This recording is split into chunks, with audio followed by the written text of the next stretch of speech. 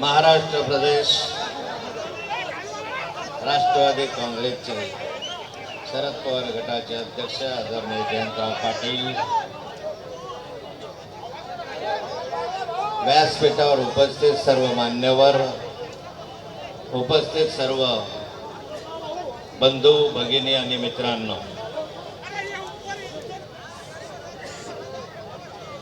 गेल्या 35 वर्षामध्ये या जामनेर शहरामध्ये, जामनेर तालुक्यामध्ये शेकड्यानं सभा माझ्या झाल्या, शेकड्यानं सभा माझ्या झाल्या. पण आज पहिली सभा पाहतो, एवढी सभा 35 वर्षात कधीही मोठी झाली नाही. मी आपल्याला धन्यवाद देतो की स्वयंस्फूर्तीने तुम्ही या ठिकाणी उपस्थित राहिलात. सर्वसाधारण जनतेला या ठिकाणी परिवर्तन हवंय असं वारंवार सांगितलं गेलं आणि खऱ्या अर्थानं परिवर्तनाची सभा आहे. म्हणून या सभेला बोलायच्या आधी मी सतीश अण्णांची परवानगी घेतली. अण्णांना म्हटलं बा सभेला येऊ की नाही येऊ. नंतर व्यासपीठावर बसल्यावर त्यांना म्हटलं सभेला भाषण करू की नाही करू, कारण मी राष्ट्रवादी काँग्रेसमध्ये नौखा आहे. हे फार सिनियर लीडर्स आहे आणि आपल्या सिनियर लीडरच्या मान्यतेशिवाय या ठिकाणी बोलणं. माझ्याबरोबर श्रीराम पाटीलही आहे.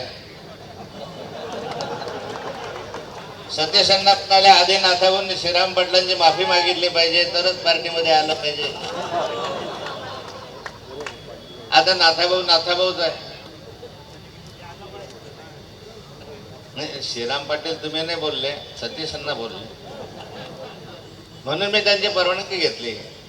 आणि इथं यायच्या आधी जयंतराव पाटलांना चाळीसगावला विचारलं की जयंतराव मी नक्की येऊ की नाही येऊ, आणि त्यांचे साक्ष काढले की मी पार्टीत आहे की नाही.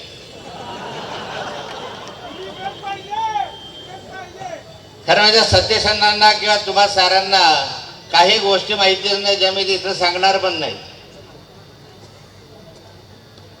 नाथाभाऊ काही कालखंडासाठी भाजपकडे का वळला, भाजपकडून का गेला नाही, परत राष्ट्रवादीकडे का आला.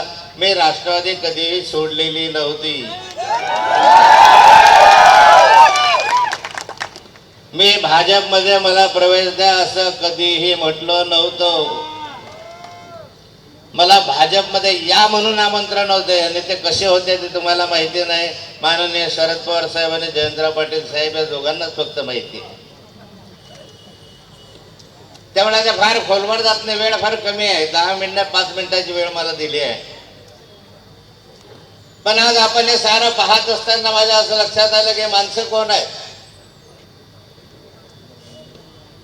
कोणी सुट्या बुटातले माणसं नाही आहे, कोटातले माणसं नाही आहे. सर्वसामान्य मतदार या ठिकाणी उत्साहानं आणि उत्स्फूर्तपणे उभा आहे. खोडपे सरांची ही निवडणूक जी होणारी निवडणूक आहे ही धनशक्ती विरुद्ध जनशक्तीची निवडणूक आहे. 35 वर्षापूर्वी हा मतदारसंघ शिवसेनेचा होता.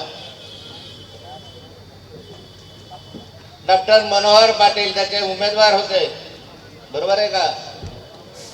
आज तुम्ही इकडे, मी इकडे. 35 वर्षापूर्वी मनोहर पाटील उमेदवार होते. त्यांच्या प्रचारासाठी 35 वर्षापूर्वी मी आलो होतो. आणि नंतरच्या कालखंडामध्ये एक देश सरपंच होता, झाला होता. त्या कालखंडामध्ये हा मतदारसंघ बदलवलं. हा मतदारसंघ भाजपला घेतला आणि भुसावळ मतदारसंघ शिवसेनेला दिला. म्हणून गिरीश महाराजांचा नंबर इथं लागला. पण हे विसरल माझ्या पुण्यानं. आता असं वाटतं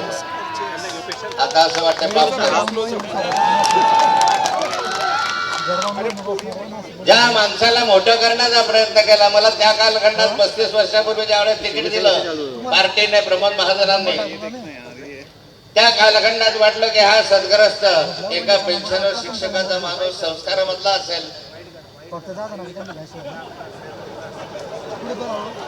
पण अलीकडचे वर्तणूक पाहिलं तर तुम्ही काय बोलणार, काय चालणार, कुठे दूध येतो, कुठं कुठं दूध येतं, याला दुधाशिवाय जमतच नाही. माहिती नाही किती ठिकाणी दूध काढलं यानं. काय काय बळबळ करतो, काय काय बोलतो. आता न बोललेलं बरं, त्याच्यावर नाव घेतलेलं बरं नाही. पण मला सांगा, 35 वर्षापूर्वीचा मतदारसंघ मी पाहिला. या लिहा तांड्यावर वगैरे मी सर्वत्र फिरलो. त्या कालखंडामध्ये पिण्याच्या पाण्याची टंचाई होती, टँकर लागलेले होते. आज या मतदारसंघामध्ये साऱ्या ठिकाणी जर पाहिलं तर जयंतराव 16 MI टँक मी इथं बांधून पूर्ण केले. 16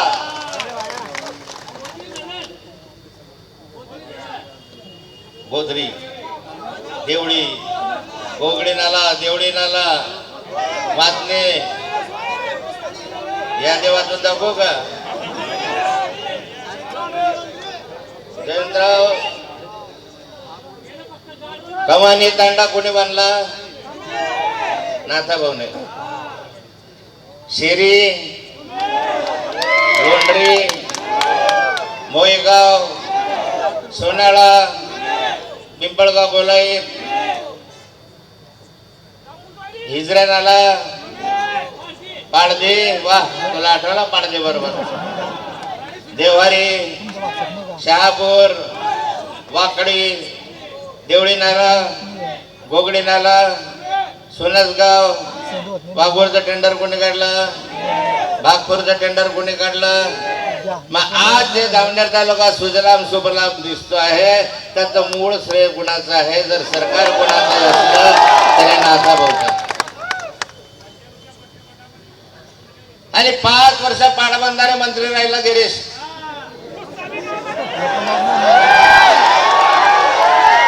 काय केलं? अरे मोईगाव धरण 2,64,00,000 जयंतराव.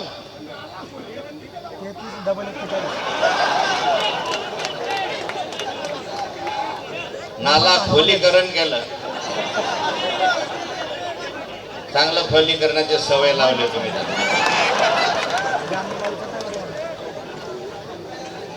एक धरण 2,64,00,000 आणि त्याचा खर्च आला 46 कोटी. 46 कोटी का खर्च आला? कारण जमिनी घेतला यांनी, भूसंपादन केलं यांनी मंत्री झाल्यावर. आणि एकेका व्यक्तीने 15-15 कोटी रुपये या ठिकाणी घेतले. 15 कोटी. गिरीश भाऊ तुम्ही घेतले की मला सांगा. 10 कोटी 15 कमाई केली धरणांच्या याच्यावर. तुम्ही उजाड राहिला, पण खऱ्या अर्थानं तुमच्या जीवनामध्ये क्रांती आणण्याचं काम आमच्या कालखंडामध्ये झालं. मी केलं त्या कालखंडामध्ये. आणि आज अशी स्थिती आहे आपल्या जामनेर तालुक्याची. रस्ते पाहिले, रस्ते नाही. अरे साधे काल पाहिलं तर पंचायत समितीमधले मुतारी बंद, कुलप तू लावलं का? कुलूप लावलं. ग्राम विकास मंत्री या देशाच्या राज्याचे ग्राम विकास मंत्री आणि त्यांच्या पंचायत समितीला लागलेलं कुलूप. वा रे वा, ग्राम विकास मंत्री तुमचं लक्ष आहे कुठे? कुठे लक्ष? कुठे लक्ष आहे? हा जाऊ द्या, असे विषय नका काढवा. जुना झाला, पोरं मोठे झाले, नातू झाले, आता असे विषय काढू ना. पण एक सांगतो तुम्हाला, मला फार, मी भाषणाला येणार आहे. मी चांगलाच आज जामनेर तालुक्यात परत येणार आहे. मला फक्त 5 मिनिटात बोलायचं म्हणून बोललो. मी एकच विनंती करणार आहे तुम्हाला. वाक्याच्या विषयी मी नंतर मोकळेपणे बोलेल तुमच्या समोर,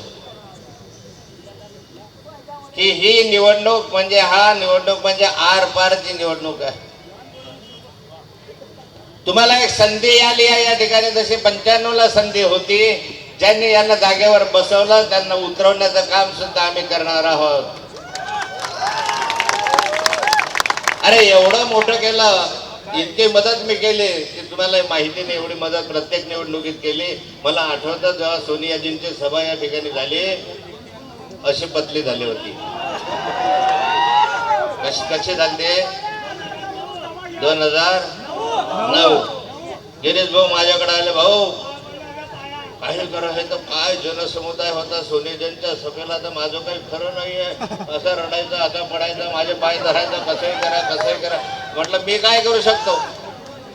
बोधवडला शत्रुघ्न सिन्हांची सभा आहे, शत्रुघ्न सिन्हा तुमचे मित्र आहे, त्यांना सांगा की जामनेरला सभा घ्या, आम्ही मोठी सभा करतो आणि सगळं पाणी फिरवतो म्हटलं होतं की.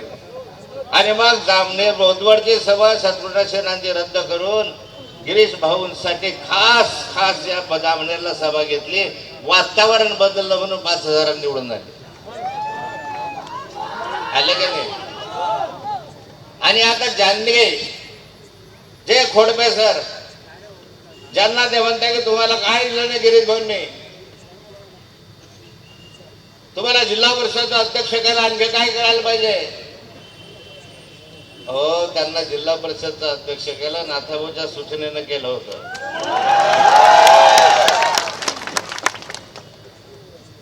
त्यांना जिल्हा परिषदचा अध्यक्ष केलं म्हणून काही फार मोठं काम केलं असं नाही. त्यांनी 35 वर्ष जीवाचं रान करून तुम्हाला निवडून आणलं, हे काही कमी नाही आहे. खोडपे सरांनी 35-30 वर्ष जीवाचं रान केलं. मला माहिती आहे की आम्ही सायकलीवर फिरायचो, मोटरसायकलवर फिरायचो, डबल सीट जायचो.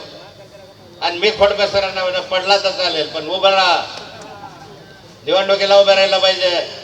आणि त्या कालखंडामध्ये जामनेर तालुक्यामध्ये जिथे भाजप नव्हता त्या कालखंडामधला भाजप त्या ठिकाणी रुजवला आणि आज ते माझ्या डोक्यावर बसले.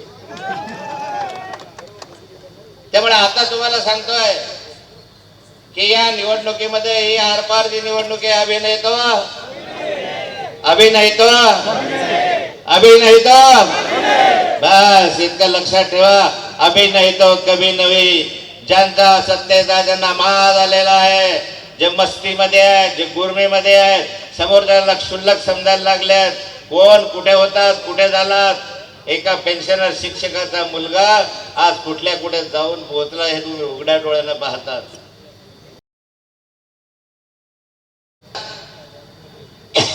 आणि त्यामुळे शेवटची विनंती आहे, मी सभांना येणार आहे त्यावेळेस आपल्या सभा नेहमी सारख्या होतील. नेहमी सारख्या म्हणजे पूर्वी झाल्या होत्या तशा, पण एक एक मत महत्वाचं आहे. मला अपेक्षा आहे की पक्षाच्या माध्यमातून खोडपे सरांनाच तिकीट दिलं जाईल. त्यावेळे खोडपे सरांना प्रचंड मताधिक्याने निवडून आणा एवढी विनंती करतो आणि माझे 2 शब्द संपवतो. जय हिंद, जय महाराष्ट्र.